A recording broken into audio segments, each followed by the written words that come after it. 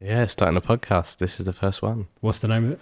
Media to the Stars. Media. Listen on Spotify and Apple Music. There you go. Media to the Stars, Spotify Music. I'm going to drop this on my channel, but don't really have a name for it. I think we're just going to get a recording done, and I'm going to put it out unedited. I think one of my things in the past was over editing stuff or over planning it, and so this is a bit more of a spontaneous recording, and like we were saying earlier, a space to use this as a platform, to use this as a space to share value and to promote ourselves, to help people. Actually, that's the wrong way around. YouMeUs, to help you, to help me, to help us, but definitely for ourselves. And I take pride in that, because I think previously I would have not focused on myself enough. But that's changing. So yeah, how are you guys? What do you think of this? Your first podcast experience, Miata? Definitely very spontaneous. I am just going for it right now. I don't have a plan. There is no plan. Yeah. And I think that's kind of helping. Mm-hmm. So yeah, I'm ready for it. Yeah. Charles? Yeah, no agenda. That should be good. I've already started my podcast because of this opportunity. So yeah, let's do it. Let's do it. I mean, it already feels different. Like, can you feel, like I already feel like I've gone into a mode.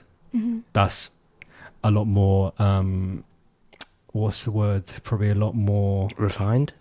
A little bit refined, a little bit maybe staged, because I know there's a camera here and I already feel myself being in a different state. Like before we hit record, or before I said like, let's do this podcast, I was a lot more chilled and looser. Probably for what we were talking about, I was probably better, because now I've actually noticed this before. I'll get into a state that's not as good as what I was before the camera came on. Mm-hmm. So already that's a useful piece of learning. But yeah, it's pretty cool setup. But I'll talk to you, Miata, about, or Mia, as we said earlier, about today's experience doing the session at Westfield. So I'll do a little bit of setup for the viewers, the many viewers that we will eventually have. Yeah, we were invited by Westfield to do a media workshop session for their Future You program, and I think it's cool to say it didn't go to plan, or it didn't go as expected. I think we expected about 15 people there. We got there, and in the end, 3 or 4 people came. So we had a conversation before that, because we were expecting quite low numbers. And I was asking you, all right, what's your response to this? And I was asking you because I've been in that situation before. So I have a bit of experience in that, but I wanted to get your take on it. But it was a great day. And I just want to ask you, what was your first reaction to that when you knew that, all right, we were expecting 15, 20 people, and then you hear potentially that no one's going to turn up as your first workshop for young people? Yeah, what was your first initial take on that? Well, when I heard that there is the possibility that there will maybe not even one person to show up, I was disappointed. And I expressed this earlier, that if that was to happen, I'd be pretty disappointed, just because of the expectations I had going into it. And obviously if that happened, it wouldn't have necessarily matched up with that. I mentioned that it wouldn't be necessarily disappointment from... it wouldn't necessarily be a situation where I would blame either of us. It was more so just, there were a few factors, including how the event itself was promoted and how, whether or not the people that it was targeted towards actually saw the promotion. But then at the same time, I think us having that conversation beforehand prepared me for anything. So going into it, the fact that there were meant to be 15 people, but only 3 or 4 showed up, I was still pleased with that, because I kind of knew what to expect. And there was a point where I was expecting no one to show up, so... How come your initial reaction went straight to disappointment and blame? Just because again, this is something I've never actually, I mean, today it's a lot of firsts. So I've never actually facilitated a workshop, and I just felt like if we were to go there and there wasn't even one person that would be there to kind of receive that or to speak to, it would feel like it was almost for nothing. So yeah, that was where the disappointment would have come from Yeah. in that case. Yeah, that is interesting, and I think I could relate to that a lot. But I think we quickly shifted it into, all right, how can this be a good news story? And what do we need to do to make this a great experience? And I think in the end, I'd ask you again, I think for me, that turned into a very, very good session, not necessarily because of the content that was shared, but because of how we responded to that situation and handled it. So in the end, for anyone watching, we expected 15, 4 came. It was initially 3 and then a 4th person came. We had a plan set out to stand at the front and do it more like a kind of school lecture. But we said it's important to be flexible and to treat it more like a conversation, not just run off a stiff script. So as soon as it went to 4 people, I said, cool, let's change it. Take it. Let's not stand at the front. Put the chairs in a circle and let's make this more of a collaborative conversation between creative people. And so it was we were more immersed and more level with the people in that room. We both were. We were in there with them and it felt much more connected. And in the end, that's why I said it's important about outcome. Like what were we there to do? In the end, I think we achieved our outcomes more than if there'd been 20 people there. Because for me, our outcomes is to develop the YouMeUs Agency, to get people in that actually care about media and producing media.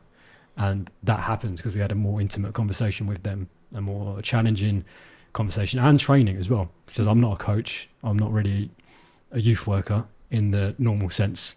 So there was media training in there and some accountability. And all of those people signed up to the agency. They signed the form, which I'm happy about. And if it had been 20 people, I don't necessarily think that would have happened and it wouldn't have been linked to the outcomes. So, yeah, there was some good learning in there. Charles, how was your day? Segue. Yeah, segue to a whole day of finance, if anyone's interested. It was a Zoom link that I signed up to a week ago in school. I forgot about it, to be honest. And it's about global markets in action, and it was partnered with Dartmouth and Amplify Trading, and I'm just sponsoring them, by the way. So yeah, it was good to go on a new session, see some new faces. It was like 86 people on one call, so that was interesting. It was intense for a bit, but it was interesting to see new parts of finance that I hadn't seen before. Also to trade on we got Retrader, which is an app to just practice some trading skills. So we did that for the first session, and that was pretty good. I mean, I lost a bit of money, but I'm gonna forget that. And then break. And then we came back and we had like a longer session explaining what ESG was, which is environmental, social and governance. And that's how people are now investing in companies rather than just looking at simple like prices or how much the stock has decreased by. And so people are trying to be more sustainable, I guess, in their who they choose to give their money to and what firms they work with. And then we had like a whole year, a pretend year to invest in lots of sectors. So the energy sector, the auto sector, the tech sector, the commodity sector, so that's oil and lithium. I made 8 million, so I'm pretty happy. I mean, it was $8 million. Yes, yeah, it's a fake, Come but on. Yeah, we started with 20 million. I made 8 million. Yeah, but someone did manage to make a 20 million from their initial 20 million, so they had 100% return on investment. Wow. So yeah, I guess that they were impressed. I mean, they were pretty good from the start. One person left like halfway through, and I think, how is he still top of the leaderboard even though his computer's just on in the background? Yeah. Which was good. But no, I was happy with what my position was, and I printed out what I got, so now I understand what I played in the game and what I did, and like they gave me an analysis of what happens. And I've got another session tomorrow with them, and yeah, I made a folder of like, you know, what everything that I thought was important. So I took screenshots during the Zoom call, and I decided to make a folder, and I called it day one, and I put everything for day one in there, and I'll do the same for tomorrow. And there was this really good spreadsheet where you could put in like the percentage of your 20 million, and it would work out how many like shares you had to buy, and it was a good tool. And there was also a whole little PowerPoint of what was the ESG levels in all like the sectors, and like within a sector like energy, there's obviously there's natural gas, there's oil, there's solar, there's wind, and so yeah, it was really interesting to get a deep dive into that sort of stuff. And tomorrow I think we've got 2 more trading sessions, so yeah, that should be really fun and interesting. Mm-hmm. So this is the first episode of Media to the Stars. What is Media to the Stars, and what is the gift that you're giving to the world through Media to the Stars? I think first of all, it's an insight into YouMeUs or catalysts in communities, both of the similar things, and it's just like maybe like actually a podcast for people that work here, and we can understand like what each session was like. I might start recording Zoom calls and things before we start filming our Legacy Football League on Friday, and even the Wednesday conversations. I might just film that and edit it and just put that in, because then people know like what our actual media team does and says and how they get to what they want to film. But also it can evolve into like people and how they got into media themselves. Like I met at a fashion show, I met this executive producer, so if I could talk to him and get him on a call, and I've been to Experian as a part of a school trip, and then so if I can get anyone from that, like I don't think it just has to be media, but I'm going to start with that, and it's just like how did you get into that role, or interesting times of your life, you know, anything that, I mean, everything does sort of come back to media now because of the internet and how everything works. But yeah, I think it's broad, but it can also be like really small and specific to our agency. So yeah. Yeah, I think we said it last week. I think Bob Mama G to me said it last week. It's like if you can't make good social media content, if you're not able to do it, then you're behind. And if you can do it, you are ahead of the game. So we are ahead of the game. Definitely get recording more stuff, producing more stuff. YouTube stuff that is like demonstrative of your competence. And is evidence of what you can do, especially career-wise. Like if you can make content demonstrating and proving your competence, and that your competence leads to results for the person watching or for the consumer or client watching, then that's highly valuable marketing content for yourself to then get hired. Because I'm like, imagine, like, just compare it between sending in a paper CV or sending in a video of you showing yourself doing it, like actual evidence, audio visual based evidence, chucking a few testimonials of people saying, all right, Miata was an amazing photographer. She didn't just take normal kinds of photographs that any 2-bit photographer can take. She has an extra level of skill where she can come in and capture a moment that is so unique and so perfect that we're so grateful to her, and we're going to hire her again, and you should definitely hire her. Like that, if you capture that and shots of you filming, put that into like a 30-second promo on your LinkedIn or on your website, that's an amazing piece of advertising. And advertising is okay because it's selling or promoting a product of value, and that means that you're getting out there and sharing your skills and helping the world. So that is the power of video content, and so many people are interfacing on social media that so much of the reality is on there now. So if you do know how to do this, that's a super powerful skill. It's communication at the end of the day. It's audio, visual, video communication. I'm not the best speaker, but when I stick a video together that I can spend a bit of time on, then that's my communication, but in a much more potent way, because I'm like I ramble when I actually speak, better than I used to, but as a video maker, effective. Yeah. Cool.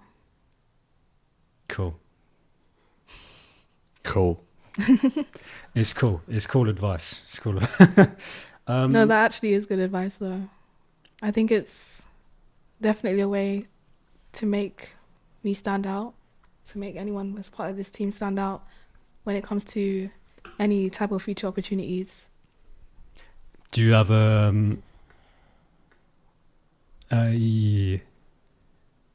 or what if someone had an issue with standing out? An issue? I just decided to change it to do you have an issue with standing out? I milded it down, but do you have an issue with standing out? I think right now, yes, Mm. in a sense. Because the more you stand out, the more people will pay attention. And obviously you want that for yourself, especially when it comes to career opportunities. But at the same time, as someone who is more used to kind of just standing back or being behind the scenes, it can be quite intimidating, especially at first. Yeah. Well, whatever help you need from me and Charles to feel even more confident about it. I mean, you're on the way.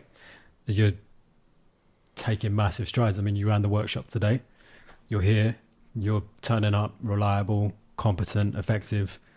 Your perspective on yourself is changing, but like sooner rather than later, you'll realize that you can do this, and you're way ahead of so many other people. There's so many dopey people that I come across that they don't even have your competence, and then they don't have your reliability. You're very well placed. So I can kind of see the journey because I've kind of reflected a little bit in myself. Mm. So I know you're only 24, but That was so weird to hear that from someone else. Sorry. But you're only 24.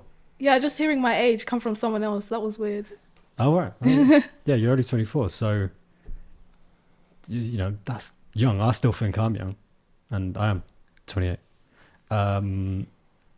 So, yeah, it's cool. Are you enjoying your time? How are you finding your time at YouMeUs? I am enjoying it. It's been very challenging in a good way, in terms of challenging every side of me, my ability, my performance, but also just my approach to things, how I like my mindset. And I do, like when I reflect, I do already see the growth in myself. So, yeah. So who were you before you came here and who are you now? And how has the process facilitated that change? Before I came here, I knew I wanted to go into media. I felt a bit stuck because I didn't know exactly how to, like what the next steps were, how to go about it. And I wouldn't say that I was doing nothing, but I was just still kind of playing it safe and just sticking within my comfort zone. And at the time, like, if there was an opportunity, for example, I would look at the opportunity. I'm like, okay, that's a cool opportunity, but I'd still make an excuse, and then I'll just be like, actually, no, I'm not going to do that. And then since coming here, I mean, for one, just kind of being, the fact that I was just put right into it, like, okay, we're doing this next week, can you come along? Even that alone has done wonders, because now, even outside of YouMeUs, if I do see something, I'm more likely to now actually just go for the opportunity. And because of that, I've been doing a lot more outside of this as well. And then as a result of that, and the people I meet, like, more opportunities come from that. So, and then the more I do it, the more used to it I get. And then it doesn't, like, I don't worry as much as I would have before. I just do it. And if I am worried, I still do it anyway. And, if I make mistakes, I make mistakes, and that's just a part of it. Mm-hmm. So I think my mentality has shifted a lot in terms of that. Cool. Well, I said cool as well. Cool. Yeah, that's a cool point. Yeah, Charles, what about you? Well, I'd say that standing out for me, I mean, I think that's how we got to where we are right now, to be honest. People that stand out, that's what drives the world forward. But yeah, I'm already doing it at school. I feel like I do stand out compared to others. I think like most just like go home after school, and I'm like there like every day, either doing something in school after school, or doing something outside of school, and literally every day's busy except for Sunday, I guess. But then I'm still meeting like friends, so I just try and not trying to keep myself busy, but try and, you know, just I guess be there rather than I don't know, be at home. Like it's good; those days are good, but I don't. Sometimes you don't see any value, or I end up getting headaches at home when I could be outside with friends. So it's just like Yeah. I weigh things up, and I'm more likely to yeah, with opportunities for myself. I think I just sign up to everything that I see, and even if sometimes recently, because now I'm in sixth form, they give opportunities, but they don't go to everyone. So like you have to be on free school meals, or you have to be from a certain background, and so sometimes I'm getting rejected. But it's actually about me being less like upset and sad, but like happy that other people are getting opportunities, because I've taken so many over my life, and I will do so in the future. So although my parents want to lie on forms and stuff, I'm like, no, don't do that. And it's fine if other people get opportunities, because I've had so many, and I will have more over the course of my 2 years of A level, but also in university and just in life. I think opportunities are there. You don't have to seek out to find them. They'll normally come to you. They're looking for you. It's like the universe is trying to give you opportunities. But I think that's how what my life has worked so far, and that's why I'm so like happy and content already with life, because it's just like I don't have to think so hard about, oh, should I do this, should I do that. Whenever I see an application to something or an opportunities, and I'll check my calendar, but most of the time I will just say yes. Yeah. So I feel like that's the way to go about life. Cool. How you both finding this the podcast format and the podcast recording so far? Because this is it's not like a TV show, and there really is no rules to it. We can literally say whatever we want, do whatever we want, or not whatever we want, but not hate speech. You give it a go, but we wouldn't last very long. Yeah. Especially you, Miati. I mean, yeah, how you finding it so far? First one, kind of just jumped straight into it, which is probably the best thing. Yeah. Actually, before you go on to that, there was something that I was thinking about. I thought I was thinking about earlier when we were in the Westfield session, and there was a lot of talk about mindset and how people might, through fear, back out of what they want to do. And I thought the woman was going to ask, how do I actually overcome that fear? Or I thought the guy was going to ask it. And what I want to say here to you and to the viewer is that it's really, really useful if you want to overcome any fear of rejection, of pain, and you want to do what you want to do, but you need help. It's so valuable to have an accountability partner. So the thought that you don't have to do it by yourself, or I don't have to do it by yourself, but if you've got someone who cares about you, a friend, a partner, a family member that really has your best interests at heart, that is willing to stand there bravely through the resistance that you would put up or I would put up, and still encourage you to do it, and still kind of lovingly nudge you or me, or you, me, us into action, then that is such a valuable way to overcome resistance, to overcome fear. And I was just thinking about that when we were having that conversation, and I've had that with my uncle. And hopefully that's what YouMeUs is, and this group is for you guys and for me as well, where we can lovingly, encourage each other to do something that we might have first resisted with. Like, hopefully this is what this is for you today, the first time doing this. Has this been useful so far? Just kind of took the mics out and just said, let's do this now. Yeah, I think I wasn't given the time to overthink it, so I'm a lot more relaxed about it than I would have expected. And yeah, I mean, it was weird having the camera in my face, but I'm okay. Yeah. Okay. No, I think it's valuable. It's valuable. Oh, Charles, I already know you're good in front of, Yeah. or you're used to the camera. But yeah, I think I was kind of hearing new things as well. Like being in a recorded space, I was trying to make this as much the same as how we were before the camera started rolling. But then that kind of, I was slightly disappointed at the start. As soon as I became sort of overly composed, I was like, what happened? I wanted to capture the vibe of what we had before the cameras came on. But then I'm like, I could be grateful that the podcast recording prompts a different sort of conversation and a useful one, because you both said like really cool and useful, good things, and so have I. So I'm thankful for that, despite my ramblings.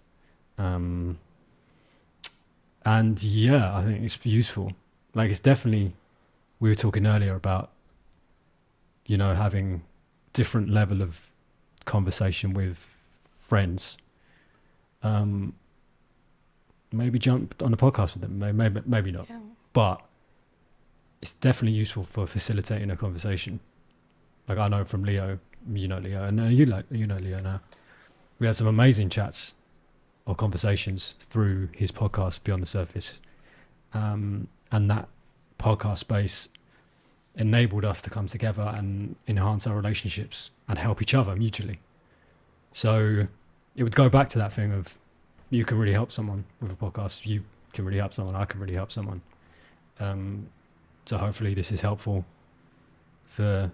has been helpful so far for both of you. Yeah. Media to the stars. Anything you want to cover today? At the moment, it's been good. I've got some ideas. I think I'll end the show with some Easter eggs. Can you find a bit of the recording that might have gone a bit wrong, bit awry? I might put out the bit where it changed from the energy before or after. That might be interesting to see.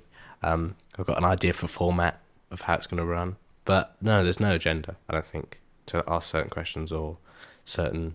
I think it's good how it's been. So yeah. Mm-hmm. Cool. Any last thoughts? I mean, like, I have never really thought about my own podcast before, but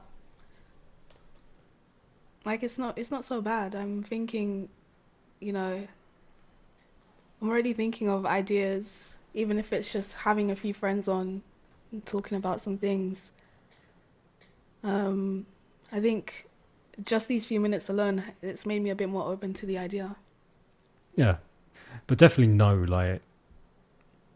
the benefit of it, and know the greater benefits, and then know if this can enable that. Because if it's just enjoyable for a couple of times, but there's no real greater purpose to it, it will just fizzle out. Like so many people's stuff just fizzles out because I've actually sometimes maybe the long-term outcome is too far. Like if you're doing this to make money, it's very unlikely to make money through a podcast, So most people do it 2, 3, 4, 5 times thinking they're going to make money, and then they just stop because the money's so far away and unlikely. But if you enjoy this process, like if you enjoy the setting up and the recording, and you enjoy the fact that you get to talk to people, and that's useful and beneficial, then only naturally you'll be more attracted to it. Yeah. Cool. Yeah, it's no scripted. No scripted end. I'll just say yeah. Do you have any thoughts? Do I have any thoughts? Oh, okay. Yeah, I've got a few thoughts.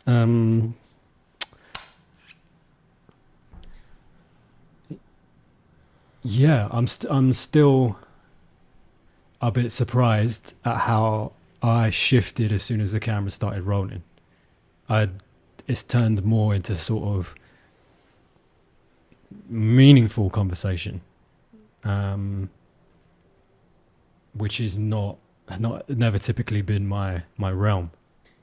So there's been quite some deep points, and I wasn't expecting it to be deep. I was kind of in a kind of slightly shifting into my silly mode. Like I was a bit tired and it was getting late, and I was like, let's just turn the cameras on and crack some jokes. But then it became this, which I'm interested in, but also not too interested in, because I know that that's what YouMeUs is and CIC is. But it's not something I would want to continue. Like I wouldn't want to do more episodes like this. I want to capture a different sort of tone and energy. But I just love the fact that we pulled it out and started filming and just was like, yeah, let's do it, let's get it done.